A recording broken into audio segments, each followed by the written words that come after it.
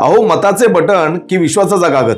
जगात अनेक देश आजही कागदावर मत घेतात. कॅनडा, जर्मनी, स्वीडन, इंग्लंड इथे आजही मतदार हातात बॅलेट पेपर घेतो, उमेदवाराच्या नावासमोर खूण करतो आणि मतपेटीत टाकतो. आणि इकडे आपण फक्त एक बटन दाबतो. मग प्रश्न असा, तिथं टेक्नॉलॉजी नाही का? तिथं लोकशाहीवरचा विश्वास वेगळा आहे आणि भारतात ईव्हीएम आलीच कशी? चला पाहूयात. जगभरात आजही Canada, Germany, France, England, Sweden, Switzerland, Japan, Argentina हे देश अगदी बॅलेटवर मतदान करतात. यांच्याकडे टेक्नॉलॉजी नाही का? आहेच. हे देश तर जगातल्या प्रगत राष्ट्रांपैकी एक आहेत, पण तरीही ते आजही बॅलेट पेपर वापरतात. कारण काय? विश्वास आणि पारदर्शकता. पेपरवर मत दिलं की एक भौतिक पुरावा राहतो. मतमोजणी लोकांसमोर होते.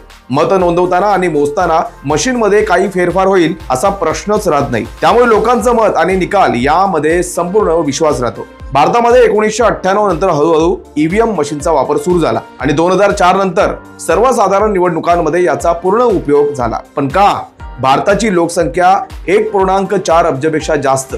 एक लोकसभा मतदारसंघातच लाखो मतदार. कागदावर मतदान घेणं, मग मत मोजणं, मतपेट्या हलवणं या सगळ्यात आठवडे लागायचे आणि फसवणुकीची शक्यता जास्त होती. मतपेट्या चोरीला जाणं, बूथ कॅप्चरिंग, बॅलेट बदलणं हे सर्रास घडायचं. त्यामुळे निवडणूक प्रक्रियेवर लोकांचा विश्वास कमी होत होता. ईव्हीएम म्हणजे काय? बटन दाबा, मत लगेच मशीनमध्ये सुरक्षित.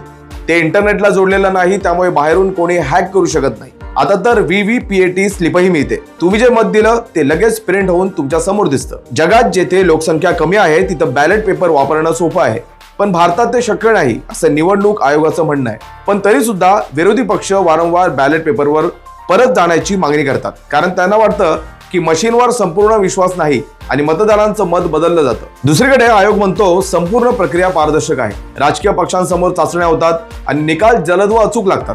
तर मित्रांनो, बॅलेट की बटन उत्तर तितकंसं सोपं नाही. जग काही ठिकाणी विश्वासासाठी बॅलेट वापरतं, तर भारतात वेग, सुरक्षितता आणि लोकसंख्येच्या व्यवस्थापनासाठी ईव्हीएम. आपल्याला काय वाटतं? ईव्हीएम वर पूर्ण विश्वास ठेवावा का, की पुन्हा बॅलेट पेपर वापरायला हवा? तुमचं मत आम्हाला कमेंटमध्ये जरूर कळवा, कारण तुमच्या प्रतिक्रियांवरच आमचा पुढचा पॉडकास्ट आधारित असेल. धन्यवाद.